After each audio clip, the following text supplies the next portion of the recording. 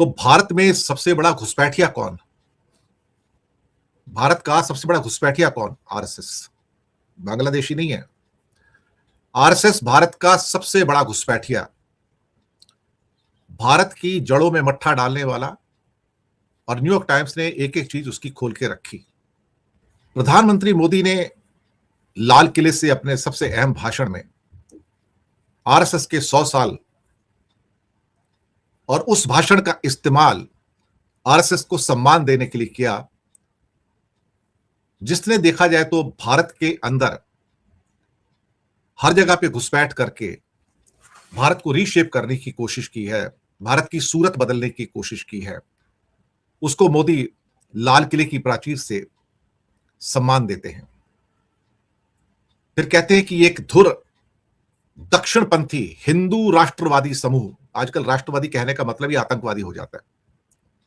इस बात को भागवत ने कहा था कुछ हफ्ते पहले कि आजकल राष्ट्रवादी मत कहो, राष्ट्रवादी को अंतरराष्ट्रीय जगत के अंदर आतंकवादी के रूप में जाना जाता है। राष्ट्रवादी का मतलब ही आतंकवादी होता है। उन्होंने वर्ड अतिवादी यूज किया था। तो एक ही बात है, अतिवादी आतंकवादी एक ही है। लेकिन न्यूयॉर्क टाइम्स ने इसको बराबर से दक्षिणपंथी राइट विंग हिंदू राष्ट्रवादी समूह, जिसने बचपन से ही लोगों के और मोदी के जीवन को आकार दिया और ये 100 साल की वर्षगांठ मनाते हुए किंग मेकिंग पावर बन गया है। आरएसएस की शुरुआत ब्रिटिश शासन और मुस्लिम आक्रमणों के लंबे इतिहास के बाद हिंदुओं के गौरव को जगाने के लिए एक सीक्रेट ग्रुप के रूप में हुई और इनकी प्रेरणा 1930 और 1940 के दशक के दौरान यूरोप में फासिस्ट राष्ट्रवादी फार्मूला हिटलर और मुसोलिनी, ये उससे प्रेरित होकर ये बनाया गया। देखिए एक एक करके इनके छल कपट के धागे न्यूयॉर्क टाइम्स कैसे खोलता है कि ये गुप्त समूह था और जो फासिस्टवादी शक्तियां थी हिटलर और मुसोलिनी, उससे प्रेरित होकर, उससे इंस्पायर होकर आरएसएस की रचना की गई। और ये राष्ट्रवादी फार्मूला मतलब राष्ट्रवाद को खास तौर से वेस्टर्न कंट्री में आतंकवाद के तौर पर लिया जाता है। लेकिन ये बार बार प्रतिबंधों से बचता रहा, इसके ऊपर सैंक्शंस लगाई जाती रही, इसको बैन किया जाता रहा, फिर खोल दिया जाता रहा। इसमें गांधी की हत्या में शामिल करने का भी इसके ऊपर आरोप, और दुनिया के सबसे बड़े राष्ट्रवादी दक्षिणपंथी संगठन के रूप में इसका विकास हुआ। मोदी जो कि उस टाइम एक बड़े इसके सक्षम सदस्य थे और अल्टीमेटली उनको राष्ट्रीय सत्ता के शीर्ष पर रहने में जो सफलता मिली है और जो स्वीकार्यता मिली है, उस बात का भी वर्णन इस आर्टिकल में किया। यह भी कहा गया कि आरएसएस का प्रधानमंत्री के साथ कभी कभी तनाव रहा है, लेकिन उसके बावजूद आरएसएस भारत के सेकुलर रिपब्लिक के एक मजबूत राष्ट्र को तोड़कर हिंदू पहले राष्ट्र, यानी कि हिंदू फर्स्ट नेशन नेक्स्ट, आप समझ गए, Hindu first India next, Hindu पहले राष्ट्र के रूप में बनाने के अपने सपने के करीब पहुंच रहा है। फिर कहते हैं भारत में इनकी घुसपैठ बहुत ज्यादा हो चुकी है इस समय। मैंने कहा ना थोड़ी देर पहले कि भारत का सबसे बड़ा घुसपैठिया कौन है? भारत का सबसे बड़ा घुसपैठिया आरएसएस है। इससे देश को बचाने की जरूरत है। मैं खुद कह रहा हूं, ये बांग्लादेशी इतने बड़े घुसपैठिए नहीं है भाई साहब, जितना बड़ा घुसपैठिया आरएसएस है। और कैसे इसने देश को बर्बाद किया, क्योंकि ये लोग कट्टरवादी हैं।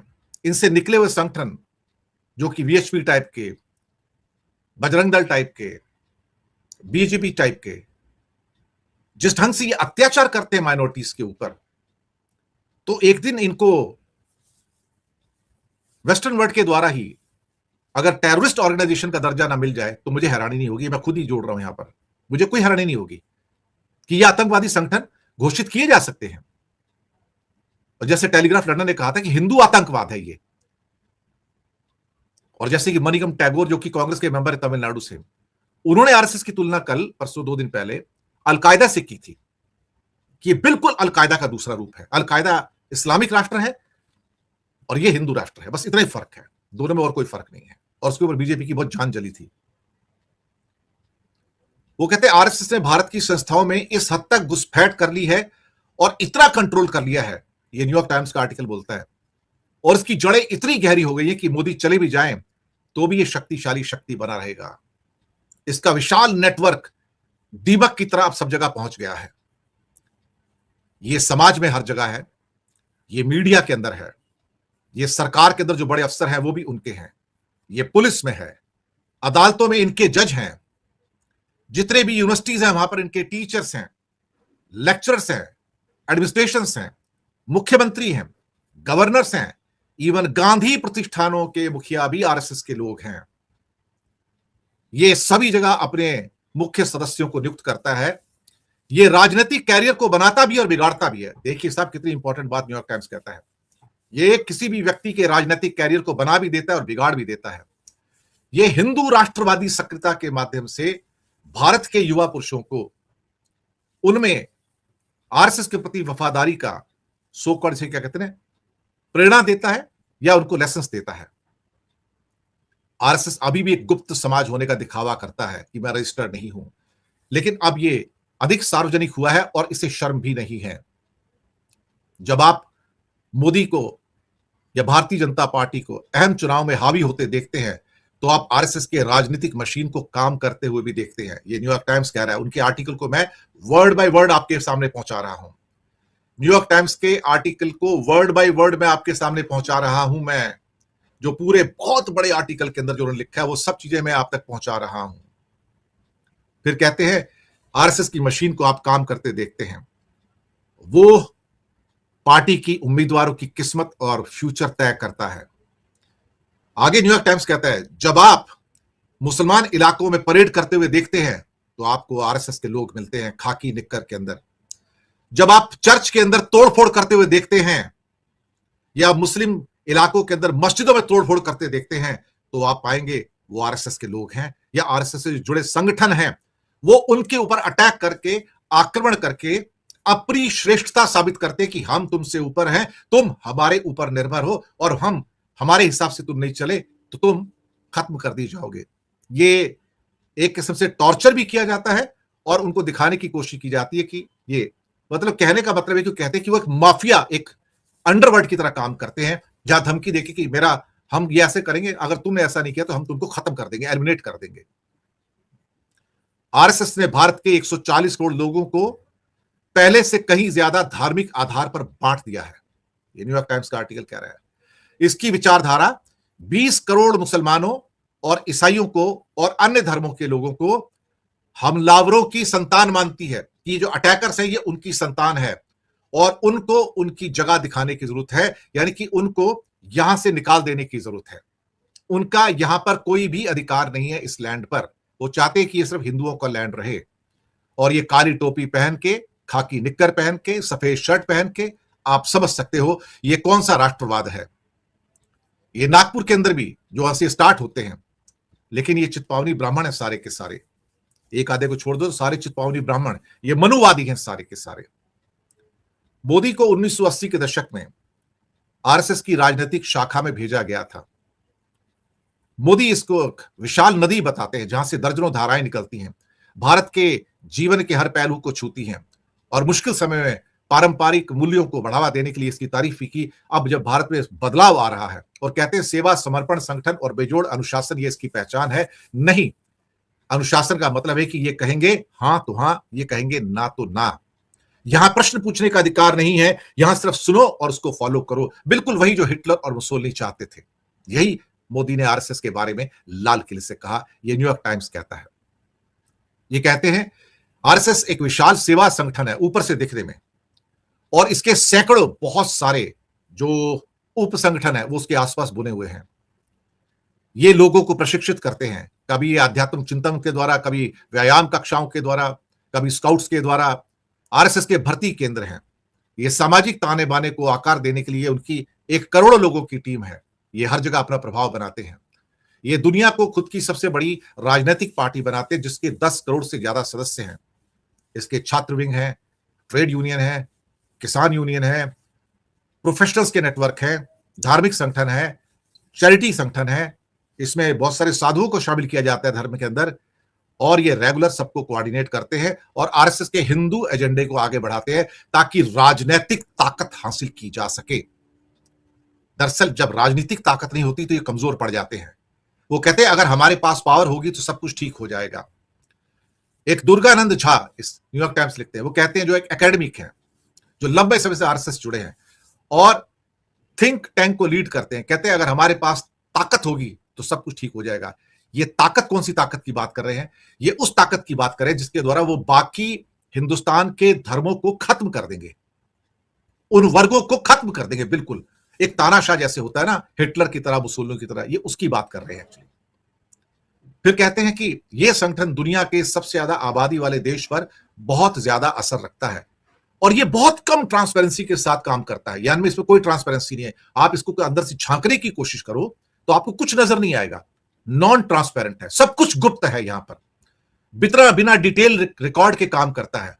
इसने बेइंतहा दौलत जमा की है, बेइंतहा दौलत जमा की है, न्यूयॉर्क टाइम्स कहता है। और ये कई छोटे छोटे संगठन, ट्रस्टों में सारी दौलत फैली हुई है।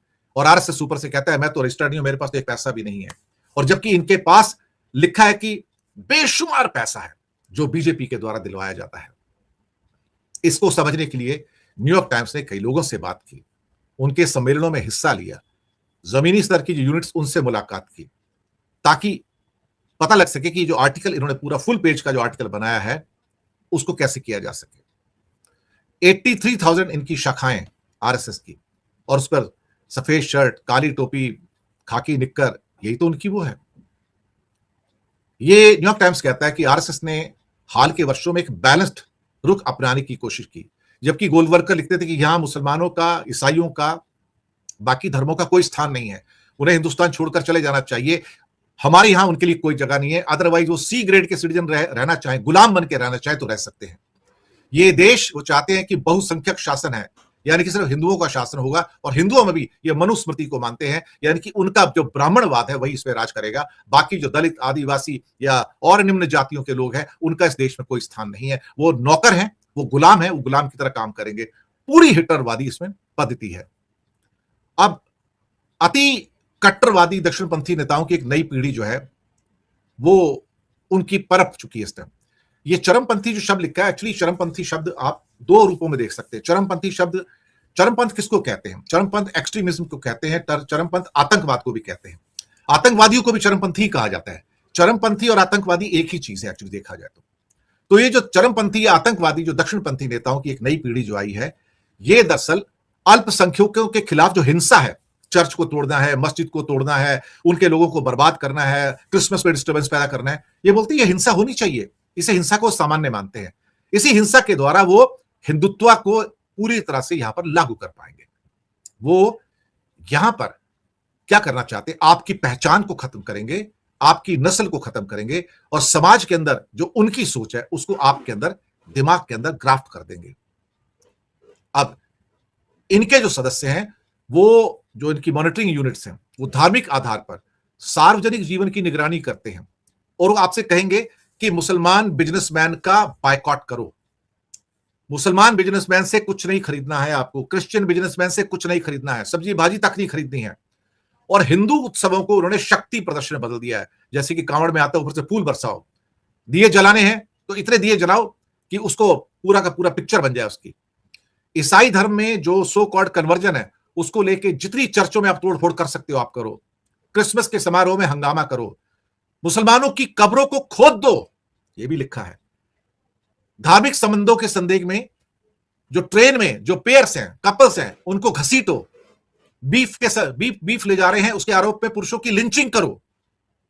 ये इनका इतिहास है कट्टरवादी, ये आतंकवादी इतिहास है।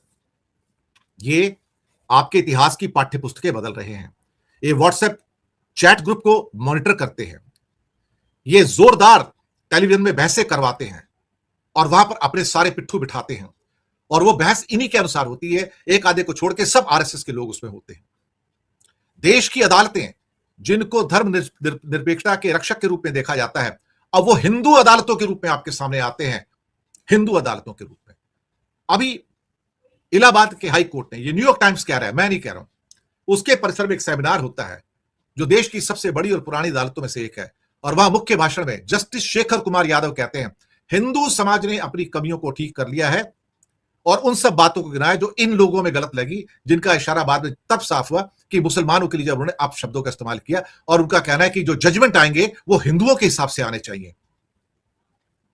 फिर कहते हैं, ये जज कहते हैं, मुझे ये कहने में कोई हेजिटेशन नहीं है, झिझक नहीं है कि ये भारत है और यहां बहुमत की इच्छा के अनुसार ही सब कुछ होगा। ये न्यूयॉर्क टाइम्स कहता है, यानी कि बहुमत की इच्छा कहती है कि मस्जिदें गिरा दो तो गिरा दो, फैसला हिंदुओं के पक्ष में ही जाएगा। मैं तो पहले भी कहता आया हूं कि काशी की अदालत हो या फिर मथुरा की अदालत हो, उनके फैसले हिंदुओं के पक्ष में ही जाएंगे। अस्सलामुअलैकुम दोस्तों, जैसा कि आपने वीडियो में देख ही लिया, मज़ीद एक बार आपको बताते चलें, अमेरिका ने पहली बार मोदी और आरएसएस को दहशतगर्द करार देने की रिपोर्ट दी है। जी हाँ, आपने सही सुना, ये ऐलान भारतीय मीडिया और सियासी हलकों में हलचल मचा रहा है। इस वीडियो में आपको पूरी कहानी तफसील से बताऊँगा और ये भी वाज़ेह करूँगा कि इसका भारत और दुनिया पर क्या असर हो सकता है। रिपोर्ट्स के मुताबिक अमेरिका के आला काम ने आरएसएस और मोदी की कुछ सियासी सरगर्मियों के बाद ये फ़ैसला किया है।